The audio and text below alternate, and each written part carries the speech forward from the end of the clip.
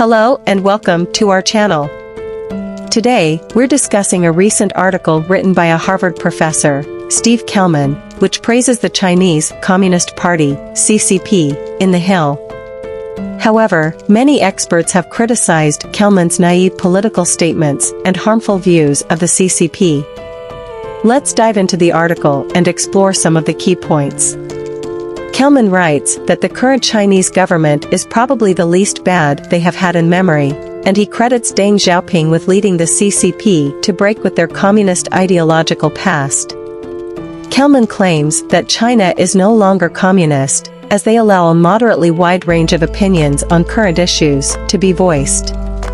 He even excuses the CCP's genocide. He uses the term suppression of the Muslim Uyghurs in Xinjiang Province.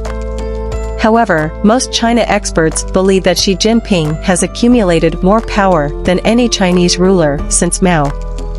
And noticeably absent from Kelman's article are any references to China's massive military buildup, its aggressive actions in the South China Sea and toward Taiwan, and the CCP's construction and expansion of a surveillance state that rivals anything Orwell or Huxley described in their novels. In conclusion, Kelman's article shows a naive and dangerous view of the CCP. As China expert Steinringen notes, the CCP is single-mindedly dedicated to its own preservation.